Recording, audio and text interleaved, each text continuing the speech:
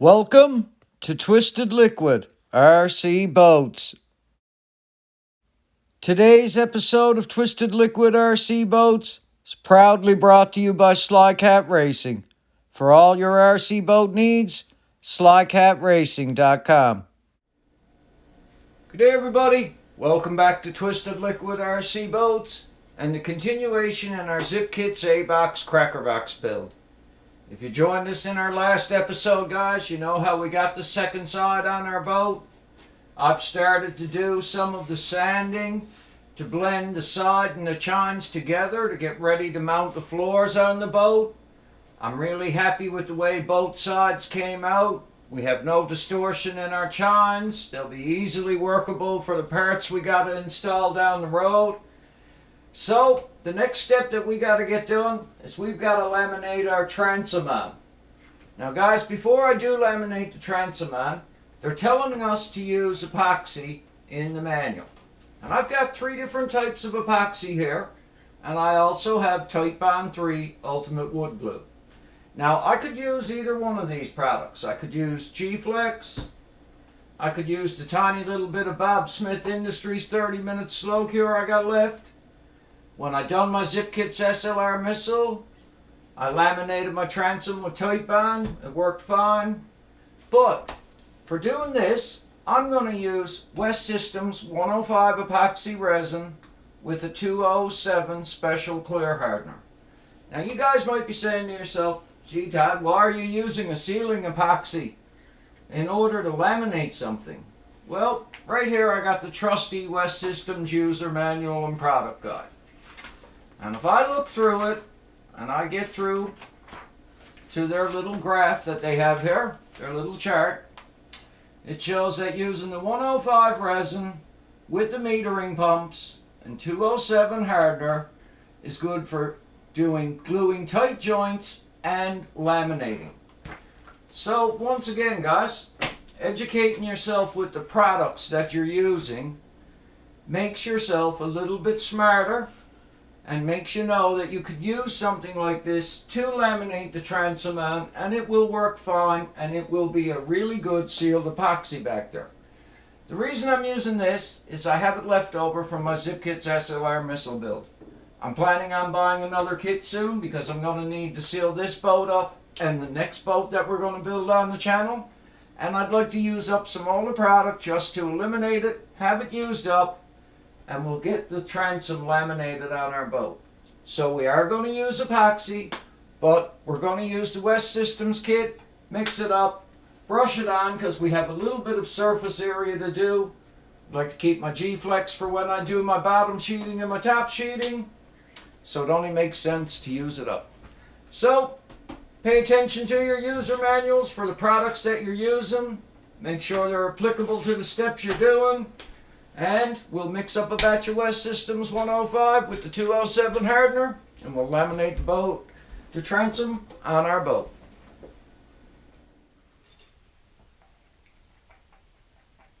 Okay guys, I got a good batch of West Systems 105 and 207 hardener mixed together here now. Any that's remaining in my cup, because it is a larger batch of epoxy, I'm going to seal up my radio box with. I'm going to start to seal some of my radio box up with. I've already got it built. You guys will see it coming up in an episode soon. Now guys, before you do your epoxy work, take your sanding block, run it along the transom of your boat. It'll take off the overhang for both sides and any little overhang you may have with your engine rails. Smooth it out. Scuff the surface a little bit, give the epoxy a good adhesion. Same on the piece that you're going to attach to the transom on that side. Just lightly scuff it with your sanding block. It'll promote it. Going to use a larger brush.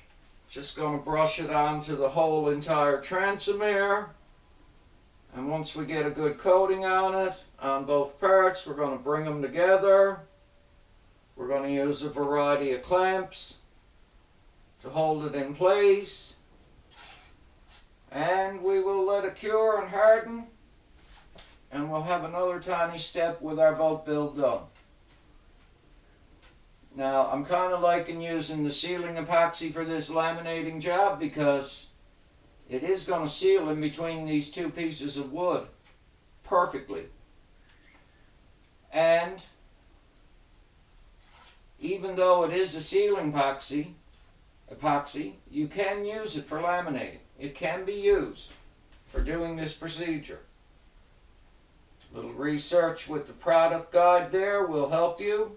It's worth reading through it. I've read it a couple times already because I like to be learning with this product as we're working with it, and I'm constantly learning with it. And a good coat of this on both of these pieces is not only going to bond them together, but it's going to seal everything up really nicely. That's the transom coated. This ain't going to be a long episode today, guys. This is just a quick visual for you guys to see about laminating your transom together. It's not going to take long. Your biggest key here is just have it sanded all flush. And make sure that you line everything up dead even when you get this piece put in place and clamp it. You will have maybe about a 1/16 of an inch overhang on each end, just the slightest amount of overhang on your sides that you will sand off later. Merely sand it away. It's no big amount of wood, but you will have a little overhang. And like I say, this is a good procedure, I think, for doing this, because not only is it going to adhere the two parts together well, but it's going to seal it up extra good too. Now, I didn't need to use a super small brush there. I used a little bit of a wider artist brush to do this, but it was because I was coating more surface area. Got a little bit on my chine there, get rid of it. You can give it a good liberal coating, it's not going to hurt. Like I say, any I got remaining, I'm going to use it up on my radio box that I already got built. And I'll show you guys later on. But we're just getting another quick step done here now while we have the chance. And that will be another step in our build conquered and out of the way. I keep saying every little step you can get done is one less, and it's one more to you finishing your boat. Guys, I'm just going to quickly wipe my fingers off. I am going to get a tiny bit sticky doing this, but not too bad. We're going to make sure we got everything positioned properly. We're going to bring the two pieces together. I'm just going to put one clamp in the middle for now. Just one to hold it there. I'm going to be able to wiggle it around and line it up. Make sure that it's dead even the way I want it all around. And as I know it's good, I'm going to start to use my binder clamps on it. And I can still wiggle a little bit, get my exact same overhang on both sides with it. Make sure it's dead even on the top and the bottom. Try and clamp it even if you can. Pull it in gradually even together. Won't take a lot here. And we'll get it.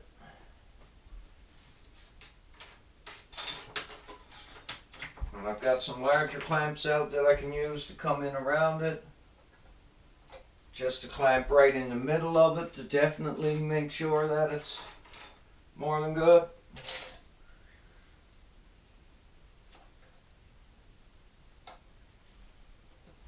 Check my gap again on both sides, because now's your time to wiggle if you're going to, while the part is loose. Now is the time to wiggle it. I've got the exact same gap on both sides.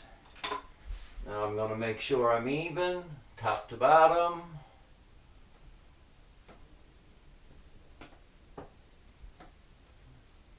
And I am. So I'm going to start to clamp here on the bottom edge just to hold it well so it don't go anywhere on me.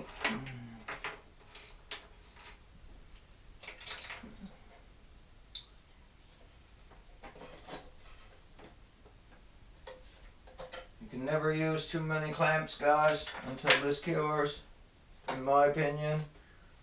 The more you can hold it, the better. The epoxy is squatting out as I clamp it, which is great. And it's acting as a sealing epoxy also at the same time. Now, as you are clamping it, make sure you are not moving it. So use your eyes. Keep an eye on your gaps. Make sure they're the same. Side to side. Everything stays exactly like you want it. You will have to sand the slight overhang off. Make sure you're even top to bottom. And in between, I'll put a couple clamps in the middle so it gets to cure in between good. It's definitely clamped all the way. That one's losing these springy too. They've been used a little bit. They've been used a little bit. And like I say, in my opinion, you can't overclamp this. You can only put extras on it, keep it all together, keep it exactly the way you want it, and your parts will cure and get the chance to do exactly what they got to do. Harden and become one. One more clamp here, guys, and I'm happy.